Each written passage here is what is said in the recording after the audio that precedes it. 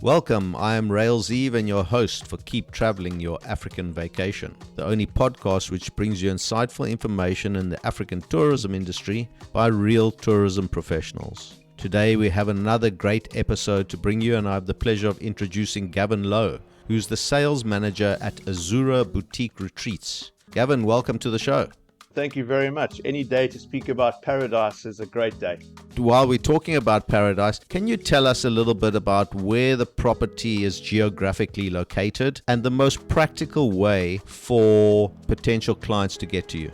Great question. So, first of all, we are located off the coast of Mozambique. We are in a really well-known area known as the Bazaruto Archipelago. This is a spectacular region with a string of 5 islands. Now, this location is around about 780 kilometers north of the South African border, and we're about 1,800 kilometers south of the northern Mozambican border with Tanzania. Now, in this Bazaruto Archipelago region, it's a really strong tourism, peace-loving community. Around about the early 2000s is when international clients started to realize there was this really good region, which was a close proximity to South Africa, and it started to boom with international tourists. Obviously, South Africans knew about Mozambique as a country, but most South Africans would drive through that Kruger area, through the border into Maputo, up a little bit north into Xai-Xai, and if you had a decent 4x4, you would have great beaches and good weather and good seafood. But what most people didn't realize was a little bit further north than that was a region that competes perfectly, and if not better, than the likes of Mauritius, Zanzibar, Seychelles, and even the Maldives. One of our biggest strengths is the ease of access to reach this area. One obviously has to fly there. You can drive there from South Africa, but it would be quite a long drive, over 10 hours.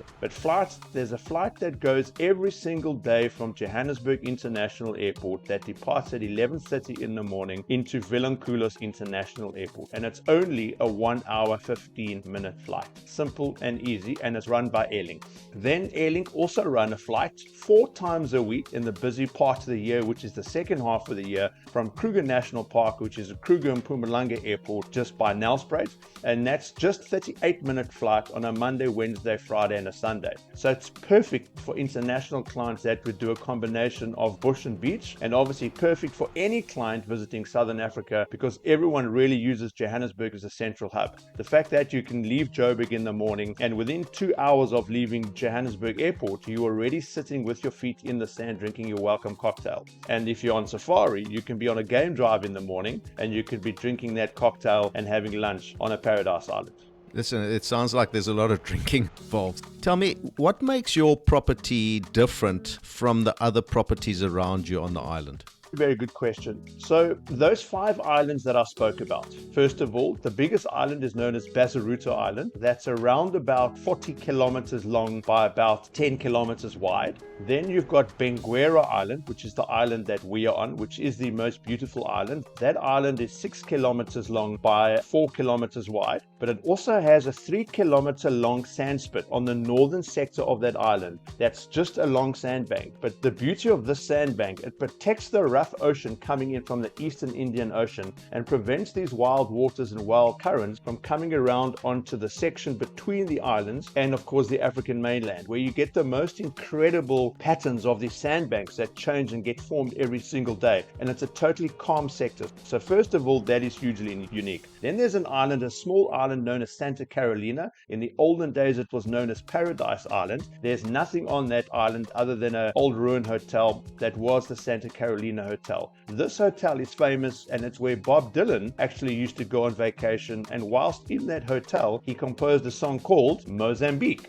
And then, of course, there's Margarook Island with nothing on it. So with us being on 𝐸𝐸𝐸 Island, it is an absolutely beautiful island. It's a national marine park. We've got 2 properties, Azura 𝐸𝐸𝐸 Island and Azura Marlin Beach. Azura 𝐸𝐸𝐸 Island was our first property that we opened in 2007. That property has got 20 villas, but the biggest unique strength of that product is that all 20 of those villas are located right on the edge of the beach along the ocean. So we own a section of beach that's just over 1.3 kilometers kilometers long, and we've got these 20 villas right out on the beach. You've got your own deck, and on that deck you've got a comfortable outdoor sofa under thatch, plus a table and chairs for you to maybe have your own private dining, your own space, read a book, drink a cocktail, play a board game. And in a modern world, people often have to put up a laptop and check their stocks and see what their teams are doing around the world. Plus then you've got a deck with your own individual private swimming pool. Next to the swimming pool, you've got your sun tanning chairs if you want to lie in the sun and catch a really great suntan, with a little pathway going forward through a garden to your own private round sala with a round daybed on the beach itself. So it's a lot of private space for you to keep doing your own thing. But one step further, we also allocate a dedicated butler host to every single villa. So when you stay there with your partner, this guy will serve you every single mealtime, breakfast, lunch and dinner. He sets up the table, he brings your food to your table, he brings your cocktail, your gin and tonic, your pina colada to you in the afternoon. When you go out on activities, he goes along and makes the setup, puts your umbrella up. So we wanted to also deliver this incredible level of service. You often have to spend the most amount of money to get the best beach location, not with us. Our 20 villas, we have a range of different villa categories suitable at different price points for clients depending on their budget. But you are not compromised by location, by service, by cuisine and by quality. The only difference in our villas is the size of the room and the size of the space outside your room and the size of your swimming pool. Tell me, what do guests always rave about after leaving your properties? So that's a very good question. One of the key factors is they always wish they stayed longer. That's a strange one. One of the other things they speak about is that very personal and personalized service. So if you even go onto TripAdvisor and you look at the TripAdvisor reviews, they start to mention individual staff members by name. When you go to other big beach destinations like Seychelles, Mauritius, Zanzibar, etc., very often you are just a number that fits into a system of a hotel. For us, it's different. You are the VIP. We run everything around you. And that personal VIP attention is something that people really get to love. But they also speak about the serendipitous experiences and things like the incredible sunsets. Now remember one thing, we are facing west. So we are on the northwestern side of the island, which means we face the African continent, we face west. That means we are watching the sun setting over Mother Africa every afternoon. And we all know how spectacular the sunsets are in Africa for a number of reasons. Now there are not many places in the world where you can be on an island belonging to Africa that can still see the African mainland and see these spectacular sunsets. You have the most incredible natural scenic beauty every afternoon, and people really love that. A lot of people are shocked that there's something this beautiful so close to South Africa that they didn't know about. Yeah, listen, I visit Mauritius quite a bit, and their connotation is west is best always because of the hotels and the weather, and it is nice staying on the west and watching the beautiful sunsets. Tell me, guests that do travel from far away, how do you make them feel at home? First of all, making people feel at home is being genuine towards them and having a high level of service and care. A majority of the business we get is coming from high-end travel agents and agents around the world, right? So they already gather information from that client. We also send information onto a client before they stay so that we get as much information as we can, and then we make sure that we are exceptionally friendly. First of all, that dedicated butler host is really there to look after everything that you need. So there's no little thing that is too much or too little, but it's that genuine friendliness and that genuine care of looking after clients and creating magic. I'll reveal a little secret. Our butler hosts have a competition in-house to see how many times they can make their client say the word wow in a day. And then they compete against each other. So in the morning meeting, they're saying, yeah, my guest said 17 times yesterday. Then the other butler wants to work harder today to make his guest say 18 times. But it's really looking for those little magical things that's important to a client. Things like you overhear a wife saying to a husband that she would really love this, or imagine having breakfast with my feet in the actual water. And then lo and behold, tomorrow your butler host has already set that up for you with your table in the shallow waters with your feet in the water having breakfast. To blow people's mind away and impress them actually doesn't take a lot. It's the small little things that are actually hugely important, and that's what we are very good at Azura. And while we're on that sort of line of questions, I don't know how much time you actually spend at the island, But tell me, what's been one of the most rewarding experiences that you've had with a guest?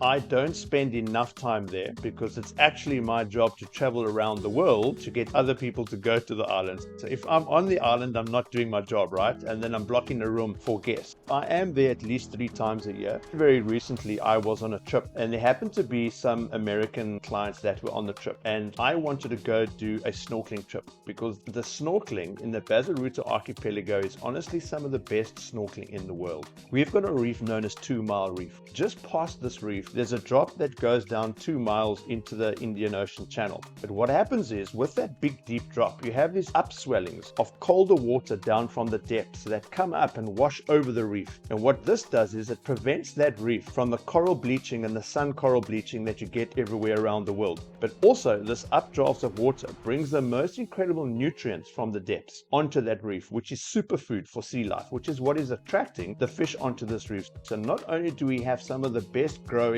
and spawning coral in the world, the sea life around this reef is absolutely spectacular and mind-blowing. Now, not to detract from your question, so now I wanted to go and have the snorkel trip that day, and there were these Americans on the same boat as what I went along, and I didn't want to say who I was or what I did. I was just there as a guest, and they were talking about where they'd been around the world and where she'd snorkeled and she'd done this and the Great Australia Barrier Reef. And she was a little bit of a nervous lady, so she'd spoke to the guide and she's a little bit nervous, and so they asked her, can you swim? She was probably in her mid-40s, very educated American couple, and the guide had said, listen, don't worry, when we go and snorkel, I will hold your hand the entire way that we're snorkeling and I will help you. And they went out and they did the snorkel. We snorkeled for about 20-25 minutes and we came back onto the boat, and still today this lady brags about that she could not believe how good that reef was, and it was the best snorkel she has ever had in her entire life anywhere in the world. For me, that is something, as a small little area in the middle of Africa that most people don't know about, that seasoned travelers are going, there's nothing better than that. To me, that was very special. So outside of the snorkeling, tell us, what other nature experiences can people expect there? Okay, so there's 2 aspects here, right? There's the one thing that most of us humans have forgotten how to do, and that's the best activity of all, and that's a thing called nothing. So in life, we are living and working under greater levels of stress and pressure than ever before. So everyone is waking up going, oh my gosh, I need a holiday, right? So relaxation is key, and what we offer on a small remote island with a long stretch of untouched beach is the best relaxation you can get. Also remember, when you got your natural healing powers of your sun, sand, and water together, you do get to relax. The second thing we really all need is to recharge our batteries, because you and me can't be the best at our jobs. We can't be the best partners. We can't be the best fathers. We can't be the best friends or colleagues unless our batteries are recharged. And what's the best way to recharge your battery? Doing nothing. And then you get reconnection. So when you reconnect in a place of recharging your battery through relaxation, you suddenly start to slow down and you become a motivational person to yourself. You start to think about, maybe I should eat better, maybe I should sleep more, maybe I should drink less, maybe I need to be nicer to my wife and my kids, and suddenly you find the answers to your life. So for me, that's the one aspect. That brings me to the second part. There's a lot to do when you're on that small remote island. First of all, you've got all your natural activities. You'd have kayaking, you'd have stand-up paddle boarding. There's little beach games and things that you can do in and around the island. On the island itself, we've got a little bit of wildlife. We've got freshwater lakes with crocodiles. It's quite exciting to be driven around that island and actually be taught how the locals live and survive off that bush. Incredible bird life around the island as well. The stuff that happens in the ocean is absolutely spectacular. So some of the best diving and snorkeling in the world, yes. So imagine you go and you do a snorkel or fishing trip today, and after that trip, while you were there, a secondary team went and set up as a surprise on a raised sandbank that's not going to be there in 4 hours time, a table and chairs, beanbags, some flowers hanging on the string, a shaded netting, a table, a cooler box, a picnic, and you get sent to this little piece of unique paradise for a couple of hours that'll be gone tomorrow. It blows people away. They absolutely love it. Now, when we come to fishing, these waters in and around Mozambique, remember I told you about the snorkeling reef earlier, so you can imagine all the sea life on this reef. So what happens when you get bigger fish? They want to eat the smaller fish, right? So this is attracting bigger fish onto those reefs. Then of course the tuna are then attracted to come and eat those bigger fish. And guess what eats the tuna? The black marlin. We have got the second best black marlin fishing waters in the world, and that is starting from now up until mid to the end of November. That's tag and release fishing, so marlin, sailfish, dorados, tunas. For those people who want to do fishing, you don't even need to be an experienced fisherman. You can be a total novice. Smaller fish, yes, we catch them, we bring them back to the hotel, and we can cook them and prepare them. Then something else most people don't know about. This is a national marine park, and it's protected by Africa Parks. And the reason why this area is so protected is because of its great natural beauty. And the natural beauty being the sand. You imagine these big white powdery sands, but we've got these incredible big dunes of red sand on the island that are growing bigger and bigger every year. That's like desert sand. So you actually have islands that's got growing desert dunes that roll into white beach. So you've got dark brown red blending into white, blending into turquoise ocean. Some of these dunes go up as high as 40 meters from sea level, straight off the beach. It is spectacular. But also in this area, most people don't know about the fish called a dugong. So dugongs is a protected species. 20 years ago, there were less than 40 dugongs in this region. Now, through the help from parks and this area being protected and educating local people in the area, they are no longer hunted. So the last consensus we had just around the Bazaruto Archipelago was over 250 dugong in that area. And that is spectacular. Dugong spotting and dugong watching is also great. We also have the whales that come into the area, so you can do whale watching certain times of the year. And then, of course, something that I like that is exceptionally local is a traditional Mozambican dhow. Those wooden boats with those big pointy triangular sails. We have a couple of these, and you always see them floating around. The locals go out and they fish every day, and they catch fish, and that's how they feed their families. And then, of course, us as a hotel, we only buy our seafood from local fishermen. So they have a business by going out and fishing and selling the fish to the hotels of which we feed our guests. So we send everyone as a complimentary activity on a sunset dhow sail cruise onto that dhow. It is really spectacular. There's so much to do around those islands. I call it the luxury of choice. Listen, it sounds fantastic. I have visited Bazaruto maybe 10 or 12 years ago. I forget exactly when. So I can only imagine how beautiful your property is. And you're making me feel like I need to go on a holiday already. If you feel it, you need it. And if you need it, you have to do it. Gavin, I want to put you on the spot a little bit. Can you tell me someone from your staff or in the community that you really feel makes a big difference?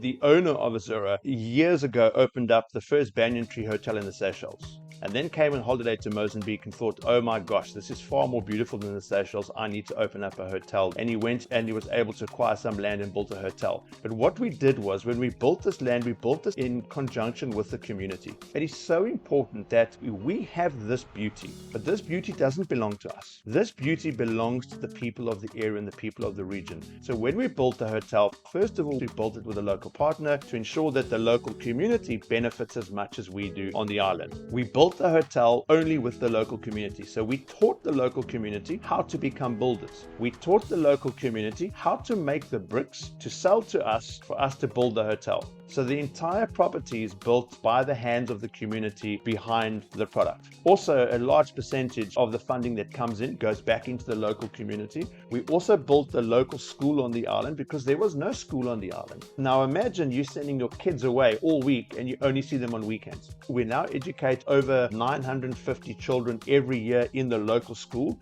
We teach them English because they never spoke English before, and hospitality and tourism to understand the concept of tourism. So this is really great and really fantastic. We also built a local clinic a couple of years ago so that females that were giving birth could go and have their child being born in a clinic. You've got a headache, you've got an issue, there's a problem, you can get looked after. So because of this, the community also loves us, and this becomes a two-way street. Over 85% of our staff that work in our hotel all come from the local community as well. And you spoke about one particular individual. I can't pinpoint any one individual.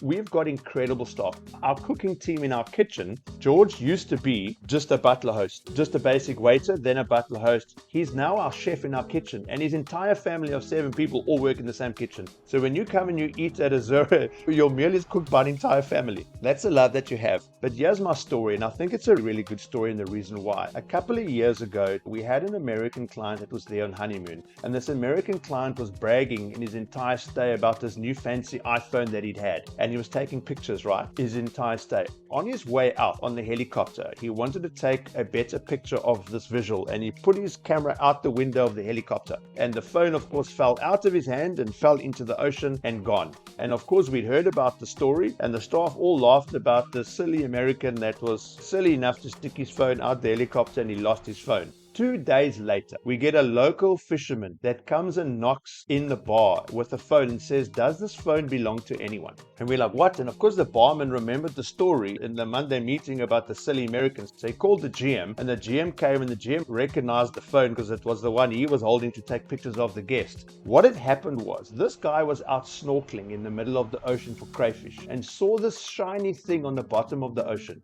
Picked it up, obviously knew it was a phone, but didn't know what an iPhone was. He walked to return this piece of something to its rightful owner. The funny story is, when we phoned this guy, we phoned his wife, and they were on a vehicle at 𝐸𝐴𝐤 to tell him that we'd found his phone. He couldn't believe we found it. We tried the phone, we asked him for his PIN codes, we turned the phone on, the phone survived. So well done, iPhone. And this entire thing is captured on video. We've got the phone falling out the helicopter, sinking into the ocean, the fish swimming past. It's unbelievable. The moral of the story is, this guy's a hero. In Africa, people are poor and they battle. To this effort, finding that phone, he could have gone to the mainland and sold that iPhone for maybe 10 or 15,000 rand, and that would be 2 years' salary for him. But no, he walked to find out whose phone this was. And for me, that is an incredible story about how tourism has moved into small regions of poor Africa and changed people's mindsets because they believe in what we're doing. And through that belief, everyone is so friendly to clients. Because guess what? The better you are to the client, the more tips you get. And the tips are not just given to one person, they're shared amongst the team and the community.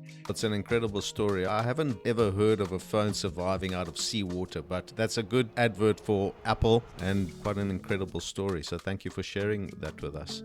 Gavin, I know that Azura has been kind enough in doing a prize giveaway for the podcast. Can you tell us in your own words what you're going to be giving away? What I would like to offer is, in our newly opened property, Azura Marlin Beach. Azura Marlin Beach years ago was one of the first products ever to open in that Bazaruto Archipelago. It was known as Marlin Lodge, but that property unfortunately burnt down in a fire on the 12th of December 2012. The owners of Azura were able to acquire that product. We've revamped that, we've rebrought that back to life. It's an incredible new property that's just opened on the 4th of July this year. So I would like to give a prize to someone 2 nights for 2 people to come and enjoy and experience this incredible product in this amazing region. Of course, if you want to stay longer, you can come and have a chat to me and we can negotiate some other nights for you. That's the prize I'd like to offer. The value of that is $3,100 US. It'll include all your meals, all your drinks, some activities just excluding your alcoholic beverages. Because in our normal rates, we include all your food, all your meals, all your water, your teas, your coffees, your cappuccinos, local beverages, beers and wine. In fact, the owner of our hotel also owns a wine farm in France, and he's the biggest exporter of French wine into Mozambique. Most of that is to Benguero Island to Azura, and our guests get to enjoy these wines complimentary during their stay. Thank you very much. That's very kind of you, and I'm sure we're going to get a lot of potential winners writing in for that lovely prize. Thank you so much for coming on the show. I really appreciated your time, learning about the property and feeling the energy I could feel. Thanks again for coming on the show. No, thank you very much for what you're doing. Please feel free to visit our Instagram page, which is at Azura Retreats. And I'm sure you'll give everyone our web details and they can find everything on there. And anyone that needs to get hold of me, just message me. I love questions and I love speaking about the best product in the world. That was Gavin Lowe from Azura Boutique Retreats from the beautiful island of Bazaruto off the east coast of Mozambique. All the entry details can be found in the show notes of this episode, or head over to www.wildsunsets.travel/podcast. Tune in again next week when I'll be chatting to another great African tourism professional. My name is 𝐸𝐤𝐸, and consider this. A few years from now, you will not remember how much it cost you, but you will still remember the memories you made. Keep traveling.